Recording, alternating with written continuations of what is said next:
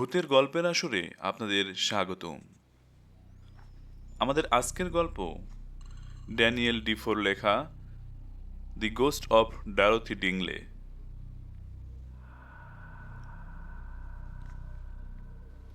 ১৬৬৫ খ্রিস্টাব্দ। এ বছরের গোড়াতেই এই লঞ্চেস্টন শহরে একটা রোগ দেখা দিল, আর আমার কয়েকটি ছাত্র তাতে মারা গেল। এই রোগে যারা বলি হলো তাদের মধ্যে একজন হলো ট্রেহার্সের এডওয়ার্ড এলিয়ট স্কোয়ার্সের বড় ছেলে জন এলিয়ট। ছেলেটির বয়স ১৬, কিন্তু অসাধারণ ক্ষমতা ও বুদ্ধির অধিকারী ছিল। ২০ জুন তারিখে তার অন্ত্যেষ্টির কাজে আমি পৌরোহিত্য করলাম।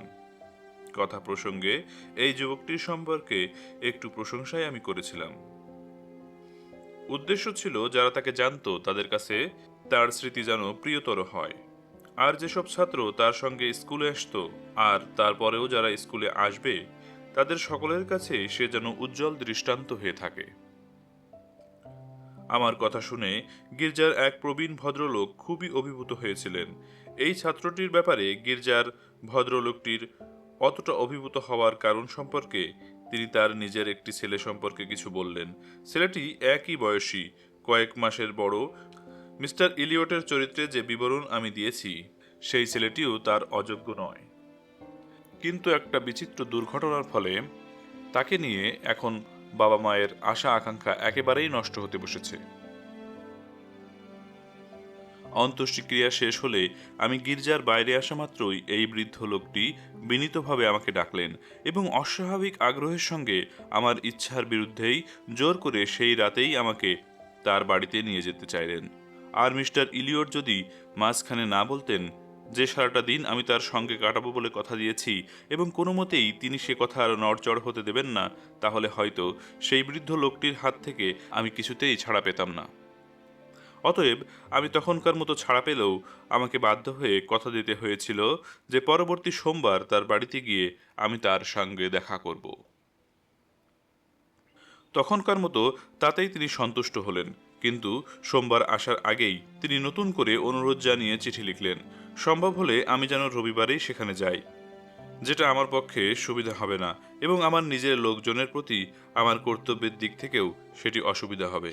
এই কথা বলে তার দ্বিতীয় অনুরোধকেও এড়িয়ে গেলাম। ভদ্রলোক কিন্তু এতে ক্ষান্ত হলেন না। রবিবারে আর একটা চিঠি পাঠিয়ে জানিয়ে দিলেন আমি যেন কোনো অজুহাতেই সোমবারে আর ওখানে আসাটা বন্ধ না করি।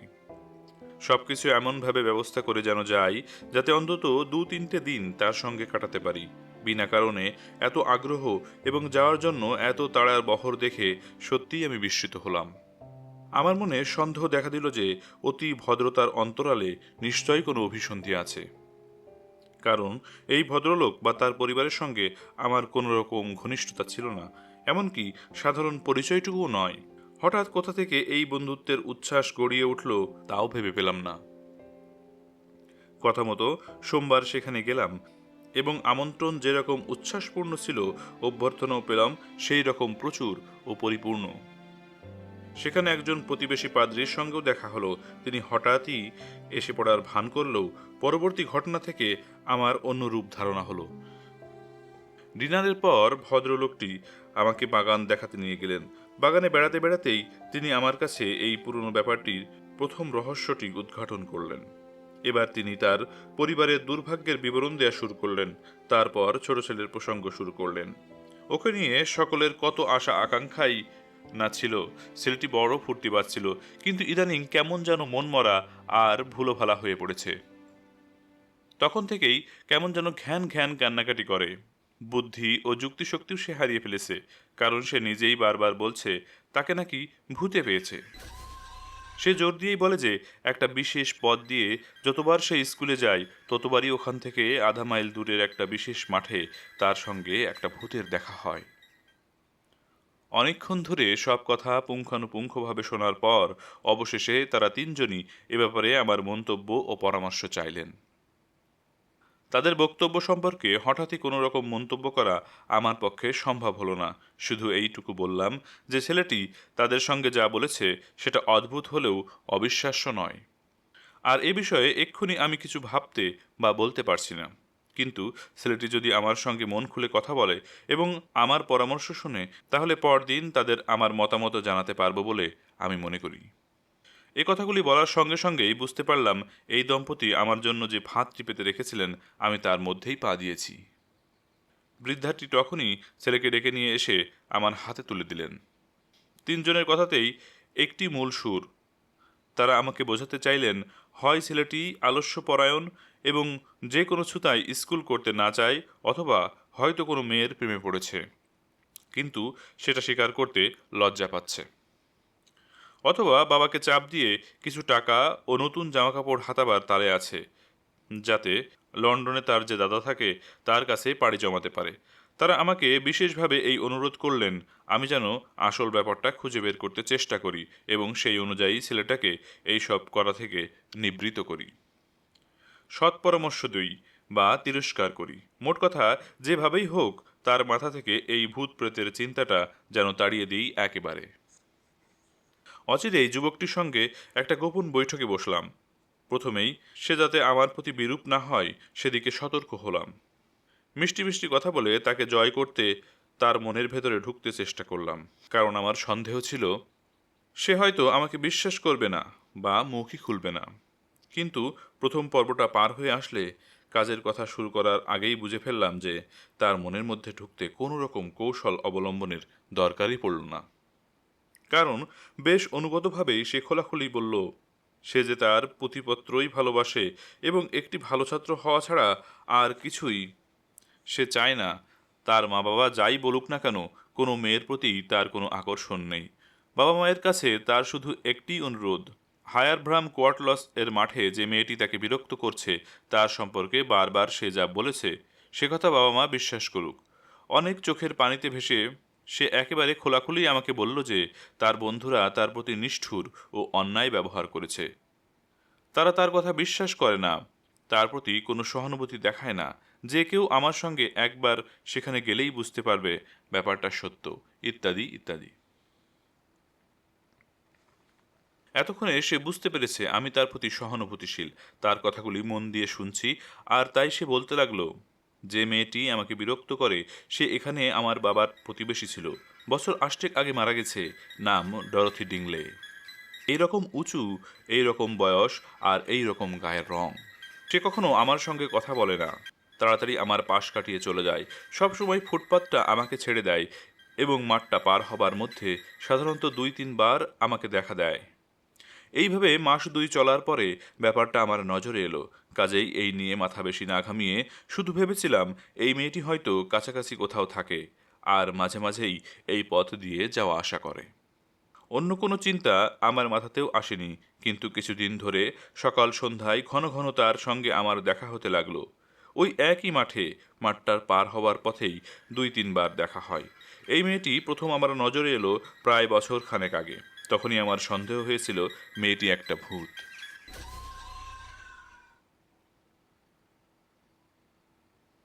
কিন্তু তাতে ভয় পাবার ছেলে আমি নই। বেশ কিছুদিন ব্যাপারটা আমি মনে মনে চেপে রাখলাম, অনেক ভাবলাম, অনেক সময় তার সঙ্গে কথা বলতে চেষ্টা করলাম, কিন্তু মেয়েটির দিক থেকে কোনো জবাব পাইনি। তারপর আমি স্কুলে যেতে লাগলাম আন্ডার হর্স রোড ধরে। আর তখন সেও আমাকে দেখা দিত কেয়ারি পার্ক ও নার্সারির মাঝখানে সরগলিটাতে। সেটাতে আরও খারাপ ব্যাপার। শেষ পর্যন্ত আমার ভয় করতে লাগলো। সব সময় ঈশ্বরের কাছে প্রার্থনা করতাম, হয় তার হাত থেকে মুক্তি দাও, আর না হয়তো ব্যাপারটা আমাকে বুঝতে দাও। রাত দিন মূর্তিটা আমার মনের মধ্যে ছুটে বেড়ায়। ধর্মগ্রন্থের ওই জায়গাটা আমি বারবার আবৃত্তি করি। পকেট থেকে একখানা ছোট বাইবেল বের করলো, তার থেকে কয়েকটি লাইন সে আওড়াতে লাগলো। ধর্মগ্রন্থের সংশ্লিষ্ট অংশগুলিকে তার অবস্থান অনুযায়ী প্রয়োগ করার ব্যাপারে ছেলেটি সূক্ষ্ম বুদ্ধির পরিচয় পেয়ে আমি খুব খুশি হলাম। তাকে আরও সব কথা বলতে বললাম। সে বলতে লাগলো। ধীরে ধীরে আমি এত দূর মনমরা হয়ে পড়লাম যে সেটা বাড়ির সকলেরই চোখে পড়ল। তারপর নানা প্রশ্নের জবাবে আবার ভাই উইলিয়ামকে ব্যাপারটা বললাম। সে গোপনে বাবা মাকেও কথাটা জানালো, আর তারপরও কিছুদিন পর্যন্ত কথাটা নিজেদের মধ্যেই চেপে রাখলো। এই জানাজানি হবার ফলে একটাই ফল হলো যে তারা কখনো আমাকে দেখে হাসে, কখনো বকাবকি করে, কিন্তু সব সময় স্কুলে যাওয়ার হুকুম করে এবং এই সব আবোল তাবোল ধারণা মাথা থেকে বের করে দিতে বলে। ফলে আমি প্রায় রোজই স্কুলে যেতে লাগলাম, আর সব সময় পথে সেই ডরোথি ডিংলের সঙ্গে দেখা হয়ে যেত। বাগানে বসে এই কথা এবং একই রকম আরও অনেক কথা হলো প্রায় ঘন্টা 2 ধরে। অবশেষে আমি প্রস্তাব দিলাম কোনো রকম গোপন না করেই পরদিন সকাল 6টা নাগাদ আমি তাকে সঙ্গে নিয়ে হেঁটে সেই জায়গাটায় যাব। কথাটা আমি তাকে বলতেই ছেলেটি আনন্দে লাফিয়ে উঠে বলল, সত্যি সত্যিই যাবেন স্যার? ঈশ্বরকে ধন্যবাদ, এখন মনে হচ্ছে সত্যিই এবার আমি স্বস্তি পাব। এই স্থির করে আমরা বাড়ির ভেতরে গেলাম।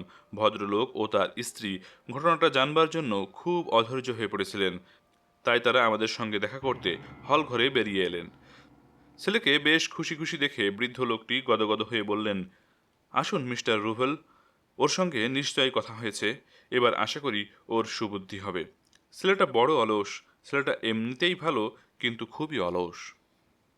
একথা শুনে কোনো জবাব না দিয়েই ছেলেটি তার নিজের ঘরে যাওয়ার সিঁড়ির দিকে দ্রুত চলে গেল। আমি তিনজনকেই তাদের কৌতূহল নিবৃত্তির জন্য বললাম, আমি ওকে কথা দিয়েছি চুপ করে থাকব, আর সে কথা রাখতে আমি কৃত সংকল্প। যথাসময়ে সব কিছুই জানতে পারবেন, ধৈর্য ধরুন এবং আমার উপর পুরো ভরসা রাখুন। আপনার ছেলের যাতে ভালো হয় সেই চেষ্টাই আমি সাধ্যমতো করব। পরদিন ভোর 5টার আগেই শ্রীমান আমার ঘরে এসে হাজির হলো। বেশ চটপটে ভাব, আমিও তৈরি হয়ে নিয়ে তার সঙ্গে চললাম। যে মাঠে সে আমাকে নিয়ে গেল আমার অনুমান সেটি 15 বিঘা, চারিদিক খোলা, সব বাড়িঘর বেশ দূরে। মাঠে ঢুকে 1/3 পেরোবার আগেই মেয়েরূপধারী সেই ছায়ামূর্তির হঠাৎ আবির্ভাব ও প্রস্থান সমেত হুবহু শ্রীমানের দেওয়া বর্ণনার মতোই এসে আমাদের পাশ দিয়ে চলে গেল। যদিও মনে মনে ঠিক করেই গিয়েছিলাম যে তার সঙ্গে কথা বলবো, তবুও পেছন ফিরে তাকাবার শক্তি বা সাহস কোনোটাই আমার হলো না। তবুও আমার ছাত্র তথা পথ প্রদর্শকের সামনে কোনো রকম ভয়ের ভাব প্রকাশ করলাম না। তাকে শুধু জানালাম তার কথার সত্যতায় আমি সন্তুষ্ট। আমরা মাঠটার শেষ পর্যন্ত গেলাম, আবার ফিরে এলাম, কিন্তু ভূতটা একবারের বেশি আমাদের আজ দেখা দিল না। ছেলেটির মধ্যে বিস্ময় মিশ্রিত এক ধরনের সাহসিকতা লক্ষ্য করলাম। তার সাহসের কারণ অবশ্যই আমার উপস্থিতি এবং তার কথার সত্যতার প্রমাণ, আর বিস্ময়ের কারণ ছায়ামূর্তির আবির্ভাব।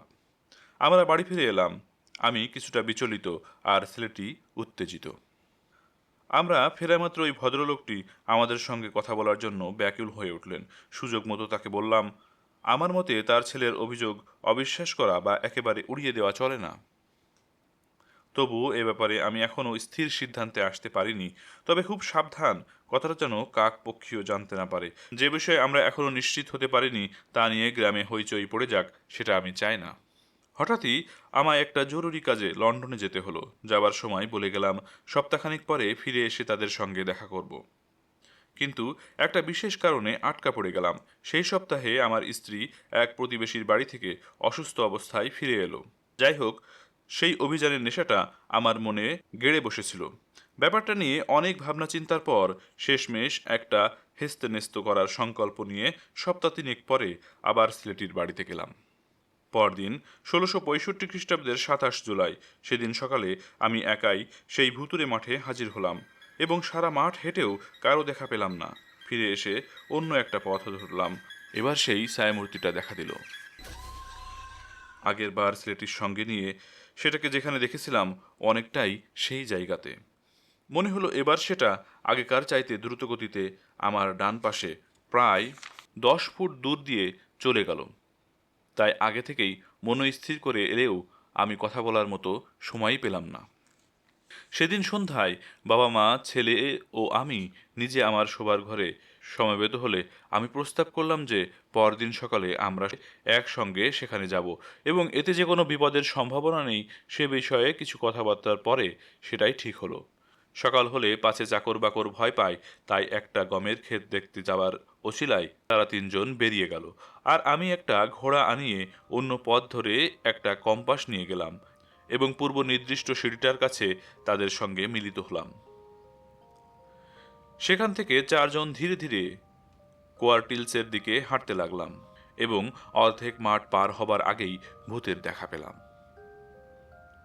সিঁড়ির উপর দিয়ে সেটা ঠিক আমাদের সামনে এসে হাজির হলো, আর তারপরেই এত দ্রুত চলতে শুরু করলো যে আমরা 6-7 পা যেতে না যেতেই সেটা আমাদের ছাড়িয়ে চলে গেল।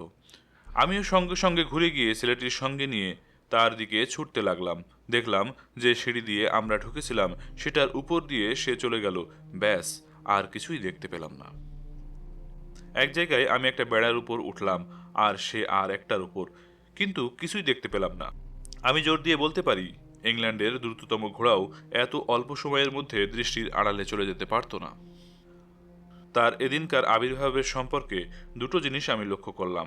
এক, যে শিকারী কুকুরটা আমাদের অগোচরে আমাদের অনুসরণ করছিল সেটা কিন্তু প্রেত মূর্তিটাকে চলে যেতে দেখে ঘেউ ঘেউ করতে করতে পালিয়ে গেছিল।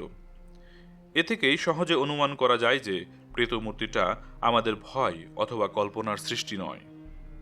প্রেত মূর্তিটার চলন পা ফেলে ফেলে একটার পর একটা ধাপে নয়, অনেকটা ভেসে চলার মতো, ঠিক যেভাবে ছেলেমেয়েরা বরফের উপর দিয়ে চলে, অথবা কোনো নৌকো যেভাবে খরস্রোতা নদীর উপর দিয়ে চলে। সচক্ষে এই সব দেখে বৃদ্ধ দম্পতি ছেলের কথায় যেন বিশ্বাস করল, তেমনি খুব ভয়ও পেয়ে গেল, কারণ এই ডরোথি ডিংলেকে জীবিতভাবেই তারা চিনত, তার অন্ত্যেষ্টিক্রিয়াতেও উপস্থিত ছিল, আর এখন এই প্রেতমূর্তির মধ্যে অবিকল তার মূর্তিটি দেখতে পেল। আমি সাধ্যমতো সকলকে উৎসাহ দিলাম, কিন্তু তারা আর এগোতে চাইল না। কিন্তু আমি ঠিক করলাম শেষ পর্যন্ত দেখব। পরদিন বৃহস্পতিবার খুব ভোরে উঠে আমি একাই গেলাম কোয়ার্টিলসের ঠিক পাশের মাঠটাতে। মনে মনে প্রার্থনা করতে করতে আধ ঘন্টা ধরে হাঁটলাম। 5টার পরেই আমি সিঁড়ি বেয়ে সেই ভুতুড়ে মাঠে পা ফেললাম, আর 20-30 পা যেতে না যেতেই পরের সিঁড়িতে ভূতটা দেখা দিল। এসব ক্ষেত্রে যেরকম করতে হয় সেইভাবেই কয়েকটা বাক্য উচ্চারণ করে তাকে রাখলাম, আর সেটাও ধীরে ধীরে এগোতে থাকলো, এবং আমি যখন কাছে গেলাম তখন আর সেটা নড়ল না। এবার কথা বললাম, সে জবাব দিল, কিন্তু তার কথা স্পষ্ট শোনা গেল না, বোঝাও গেল না। আমি কিন্তু মোটেও ভয় পেলাম না। কথা চালিয়ে গেলাম, আর শেষ পর্যন্ত সেও কথা বলল। আমি খুশি হলাম, কিন্তু তখন সব কাজটা শেষ করা গেল না। সেদিন সন্ধ্যায় সূর্য অস্ত হওয়ার ঘণ্টাখানিক পরে সেই একই জায়গায় মূর্তিটা আবার আমার সঙ্গে দেখা করলো, আর দুপক্ষেরই কিছু কথাবার্তার পরে সেটা ধীরে ধীরে অদৃশ্য হয়ে গেল। সেই থেকে আর কোনো দিন সে দেখা দেয়নি বা কোনো মানুষের ক্ষতি করেনি। আমাদের সকালবেলাকার আলোচনাটা প্রায় ঘণ্টাখানেক ধরে চলেছিল। এ ব্যাপারে এখানে যা কিছু লেখা হলো সেসবই সত্য, তবে এ ধরনের অসাধারণ ঘটনাকে বিশ্বাস করানো যে কত কঠিন তা আমি ভালো করেই জানি। আত্মার সঙ্গে মানুষের যোগাযোগের বিষয়ক দর্শন ও ধর্মের এই বিশেষ রহস্যময় অধ্যায় সম্পর্কে আমাদের যুগের মানুষের অজ্ঞতা রয়েছে। 10,000-এ একজন পণ্ডিতও এ বিষয়ে কিছু জানে না, অথবা কিছু করতেও পারে না, যা হয়তো মানবজাতির অতুলনীয় কল্যাণ করতে পারত। এই অজ্ঞতার ফলে তার প্রতি জন্ম নিয়েছে আতঙ্ক ও ঘৃণা। কিন্তু যেহেতু আমি একজন পাদ্রী ও বয়স্ক যুবক এবং এ অঞ্চলে অপরিচিত, তাই নীরবতা ও গোপনতাকেই আমি আমার শ্রেষ্ঠ নিরাপত্তা বলে মনে করি।